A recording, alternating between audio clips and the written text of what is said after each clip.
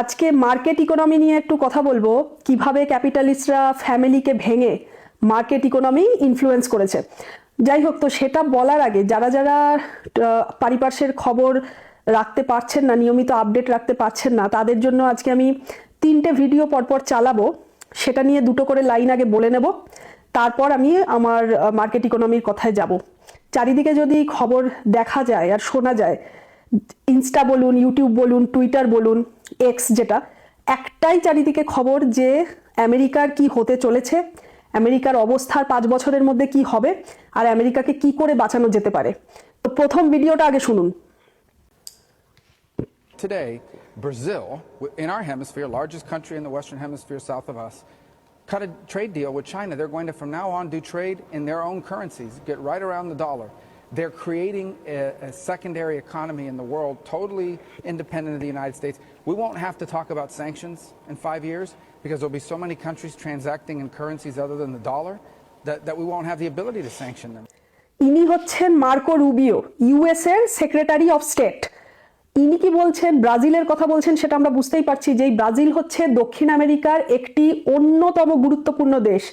আর অবশ্যই ব্রাজিল ব্রিক্সে আছে, তা তো আমরা জানি। এই ব্রাজিল বলে দিয়েছে যে ট্রেড করবে নিজেদের লোকাল কারেন্সিতে, ডলারকে সরিয়ে দিচ্ছে। মার্কো রুবিও বলছেন, মানে উনি খুবই মানে উনার কথাবার্তায় আশঙ্কা পরিষ্কার বোঝা যাচ্ছে। উনি বলছেন যে এভাবে যদি সব দেশ একের পর এক ডলার থেকে সরে যায়, তাহলে আগামী 5 বছর পর আমাদের আর ক্ষমতাই থাকবে না কোনো দেশকে স্যাংশন করা। স্যাংশন করা কি আমরা সকলেই প্রায় এখন কম বেশি জানি। আমি আমার শুরুর ভিডিওতে স্যাংশন করা কিভাবে এই আমেরিকা নিজেদের ডলারের পাওয়ারে, ইউনিপোলারিটির পাওয়ারে, সারা পৃথিবীতে গ্লোবাল পুলিশিং করার পাওয়ারে যখন তখন যে কোনো মুহূর্তে যে কোনো দেশের উপরে স্যাংশন লাগিয়ে দেয়। যখন যেই দেশের উপরে রাগ হয়, রাশিয়ার সাথে করেছে, সুইফট সিস্টেম থেকে বার করে দিয়েছে, ইরানের উপরে অয়েলের স্যাংশন লাগিয়েছে। দুটো দেশের কনফ্লিক্ট কিভাবে করে সেটা আমি বুঝিয়েছি, যে একটা দেশকে অস্ত্র দেয়, আরেকটা দেশের উপরে স্যাংশন লাগিয়ে দেয়। তো এই যে স্যাংশন করার ক্ষমতা, আজকে মার্কো রুবিও ভয় পাচ্ছে যে সবাই যদি ধীরে ধীরে এভাবে ডলার সিস্টেম থেকে সরে যায়, একটা নিজেদের অন্যরকম ফিনান্সিয়াল সিস্টেম বানিয়ে ফেলে, তাহলে তো আর আমাদের স্যাংশন করার আর ক্ষমতাই থাকবে না। The biggest lie sold to our generation was that leaving your family made you free. This is how they dismantle the family unit while convincing everyone that it's freedom. For decades, kids were told the same thing: leave home at 18, be independent, stand on your own, and it was sold as success and empowerment. But look at what it actually created. One family living together becomes 5 separate households, 5 rents, 5 utilities, 5 car payments, everyone paying for everything alone. Add student debt, and many young people start life already drowning. Meanwhile, families that stay together can share costs, build businesses, create generational wealth. And when the family unit breaks, every generation starts to zero again, financially, emotionally, and spiritually. And once that village disappears, everyone is left trying to survive. উনি কি বলছেন, যে কিভাবে এতদিন ধরে গোটা সমাজকে ভুল শিক্ষা দেওয়া হয়েছে, মিথ্যে বিক্রি করে গোটা সমাজকে নষ্ট করা হয়েছে। আজকে এটা কেন হয়েছে? ডলারাইজেশনের সময় ডলারের পাওয়ারে free, unlimited free printing dollar লোকের পকেটে ভরে ভরে কিভাবে ফ্যামিলিকে ভাঙা হয়েছে, নষ্ট করা হয়েছে। ইন্ডিপেন্ডেন্ট মানে স্বাধীন হওয়ার নামে এক একটা ফ্যামিলিকে ভাঙা হয়েছে। ছেলে মেয়েদের মিথ্যে পাঠ পড়ানো হয়েছে যে ইন্ডিপেন্ডেন্ট হও, স্বাধীন হও, তাই তাড়াতাড়ি করে 18 বছরে 16 বছরে বাড়ি থেকে বেরিয়ে যাওয়া। তারপরে সেখান থেকে মা বাবা ছেলে মেয়েকে দেখছে না, ছেলে মেয়ে বাবা মাকে দেখছে না, সবাই সবার নিজের স্বাধীন ইন্ডিপেন্ডেন্ট হতে গিয়ে ইন্টারডিপেন্ডেন্ট হওয়া, মানে একে অন্যের উপরে অন্যের সাহায্য নিয়ে একসাথে বাঁচা, সেটা আর শেখানো হয়নি। ইন্ডিপেন্ডেন্ট হওয়ার নাম করে স্টুডেন্টস লোন বাড়া। একটা গোটা ফ্যামিলি যখন ভেঙে যায়, একটা ফ্যামিলি থেকে 5টা ফ্যামিলি জন্ম নেয়, মানে 5টা আলাদা বাড়ি, 5টা আলাদা গাড়ি। কিন্তু একটা ফ্যামিলি যখন ভেঙে যাচ্ছে, প্রত্যেককে শুরু করতে হচ্ছে কিন্তু জিরোর থেকে। কেউ কাউকে সাহায্য করছে না, কেউ কারোর অ্যাসেট পাস করছে না। অথচ একটা ফ্যামিলি যখন একসাথে থাকছে, তখন আসল তাদের জেনারেশন ওয়েলথ বা অ্যাসেটস কিন্তু বিল্ড হচ্ছে। বাবা আজকে যদি একটা বাড়িতে বিজনেস হয় বা নিজেদের অ্যাসেট থাকে, ওয়েলথ থাকে, সেই ইটের গাঁথনি বাবা যতটা করেছেন, ঠাকুরদা যতটা করেছেন, বাবা তার উপরে আরেকটা ইট দেবে, ছেলে তার উপরে আরেকটা ইট দেবে, এই করে জেনারেশন ওয়েলথ বাড়তে থাকবে। কিন্তু এই আমেরিকা আজকে ডলারের জন্য সোসাইটিকে কিভাবে বানিয়ে দিয়েছে, পুরো ফ্যামিলি ব্রেক করেছে, এবং যখন যাকে শুরু করতে হচ্ছে গ্রাউন্ড লেভেল থেকে, আবার সেই জিরো থেকে শুরু করতে হচ্ছে, যার জন্য আজকে সোসাইটির এই অবস্থা। Where do you see the future for us? Look, I think for young people in their 20s, the best thing you can invest in right now are human relationships.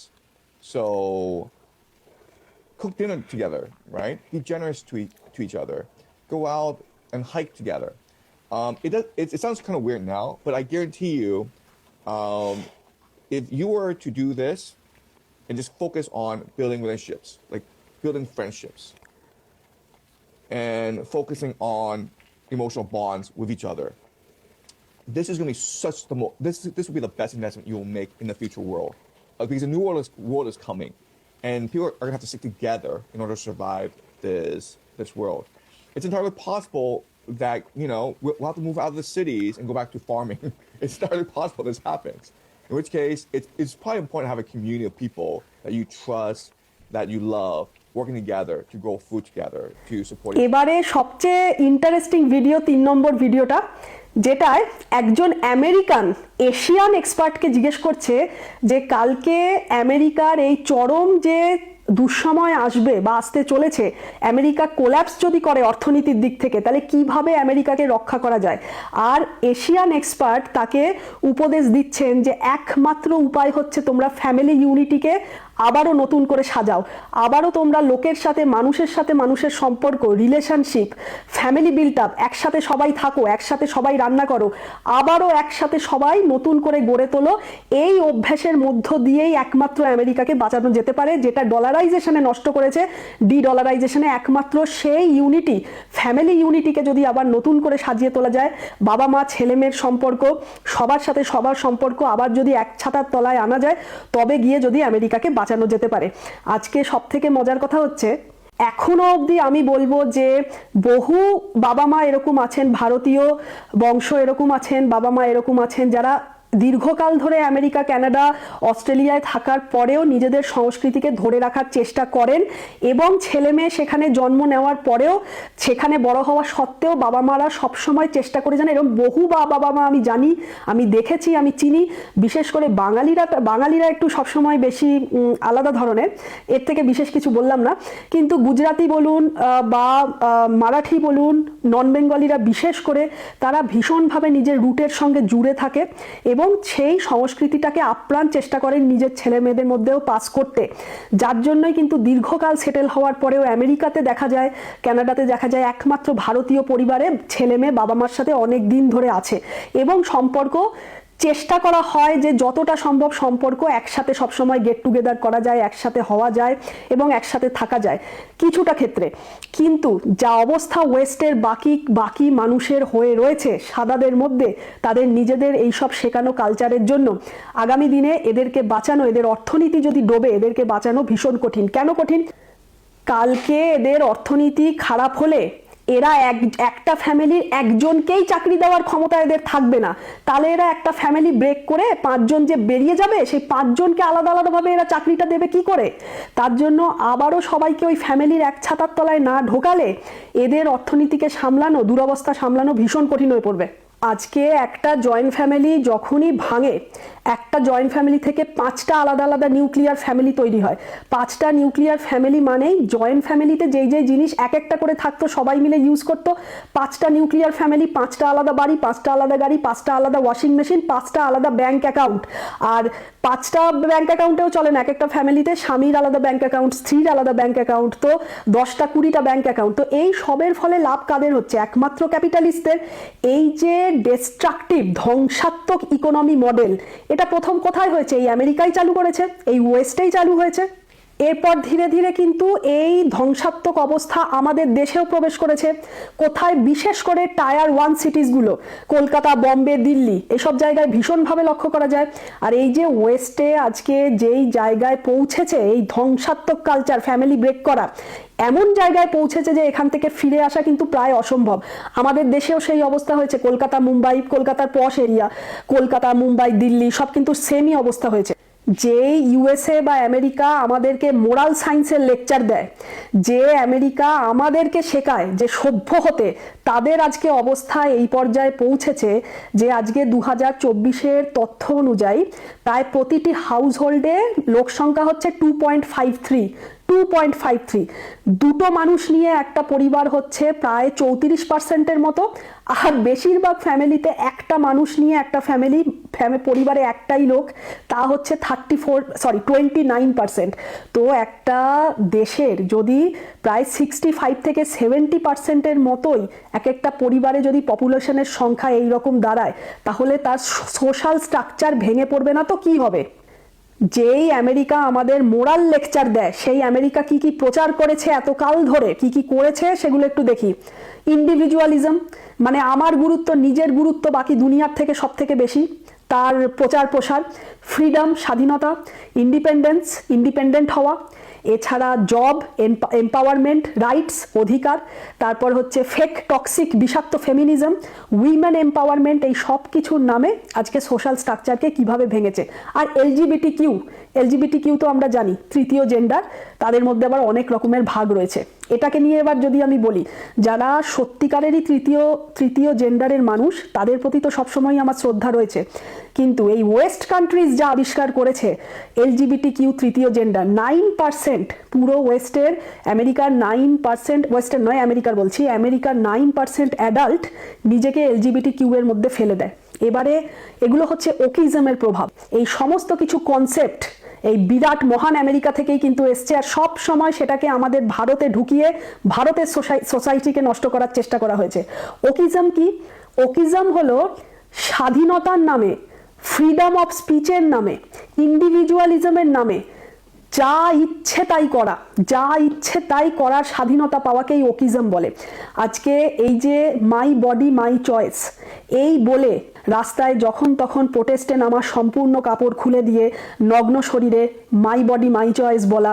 এবারে এই যে এলজিবিটি কিউ, যার মধ্যে তৃতীয় জেন্ডারের মধ্যে অনেক কিছু ঢুকে পড়ে, যেরকম হচ্ছে আমরা জানি যে গে পড়ে, লেসবিয়ান পড়ে, উভলিঙ্গ, আরও অনেক কিছু এরকম পড়ে, যেখানে বাবা মার সবসময় ওয়েস্ট কান্ট্রিজে ভয় থাকে একটি সুস্থ ছেলে মেয়ে, যে 16 বছর বয়সে, 17 বছর বয়সে একটি সুস্থ ছেলে আমার স্কুলে যাচ্ছে, কলেজে যাচ্ছে, হঠাৎ করে যে কোনো দিন শুধুমাত্র পারিপার্শ্বের প্রভাবে, ইনফ্লুয়েন্সে, বন্ধু বান্ধবের প্রেশারে আর ইনফ্লুয়েন্সে হঠাৎ করে একদিন বাড়িতে এসে ঢুকে বলল, মা আমার মনে হচ্ছে আমি ছেলে নই, আমি একটি মেয়ে, তাই আজ থেকে আমি নিজেকে মেয়ে বলে আইডেন্টিফাই করতে চাই।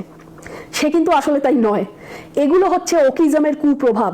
বা একটি মেয়ে এসে বলল, আমার মনে হচ্ছে আমার ভিতরে আমি মেয়ে নই, আমার ভিতরে ছেলে মেয়ে দুটোরই সত্তা রয়েছে, তাই আজ থেকে আমি নিজেকে দেম বলে আইডেন্টিফাই করবো। আমরা তো বলি যে নিজেকে আইডেন্টিফাই করা, মেয়েরা শি বলে নিজেকে, ছেলেরা হি বলে। নতুন একটা কনসেপ্ট যে দেম, আমার ভিতরে ছেলে মেয়ে দুটোর সত্তাই রয়েছে, তাই আমি দেম। এই সমস্ত কিছু নোংরা কালচার, এগুলোই হচ্ছে ওকিজম। এমনকি এরকমও দেখা গেছে বহু ছেলে মেয়ে পরবর্তীকালে আফসোস করেছে, তারা এই চক্করে পড়ে একটি মেয়ে নিজের স্তন কেটে দিয়েছে, নিজের ইউট্রাস বাদ দিয়ে দিয়েছে। কি এই পারিপার্শ্বের প্রভাবে, যে কি সে মনে হয়েছে তার হঠাৎ করে সে ছেলে, সে মেয়ে নয়। এতকাল ধরে 16 বছর 18 বছর অবধি তার মনে হয়নি, তার হঠাৎ মনে হয়েছে। পরবর্তীকালে তার যখন 40 বছর বয়স হয়েছে, সে কিন্তু আফসোসও করেছে। এরম ঘটনাও কিন্তু আমেরিকাতে প্রচুর রয়েছে। আজকে এইভাবে এরা শুধুমাত্র ডলার ইনফ্লাক্স করে করে এইভাবে পুরো সোসাইটিকে ব্রেক করেছে, এইভাবে আমেরিকার কালচার ধ্বংস করেছে। আর সবশেষে এটাই বলবো, এই যে ফ্রিডম যা ওয়েস্ট শিখিয়েছে, এই ফ্রিডম কিসের থেকে চাই? এই ফ্রিডম চাই হচ্ছে ফ্যামিলির থেকে। কারণ যেই ফ্যামিলির খেয়ে বড় হচ্ছ, জন্মাচ্ছ, অন্ন খাচ্ছ, সেই ফ্যামিলির প্রতি কর্তব্য করা, ডিউটি করা, যেটা ভারতীয় সংস্কার, ভারতীয় কালচার, সেই ফ্যামিলির থেকেই ফ্রিডম চাই আমার। কারণ ফ্যামিলি মানেই রেসপন্সিবিলিটি, বিয়ে করা মানে রেসপন্সিবিলিটি, মা বাবা হওয়া মানে রেসপন্সিবিলিটি।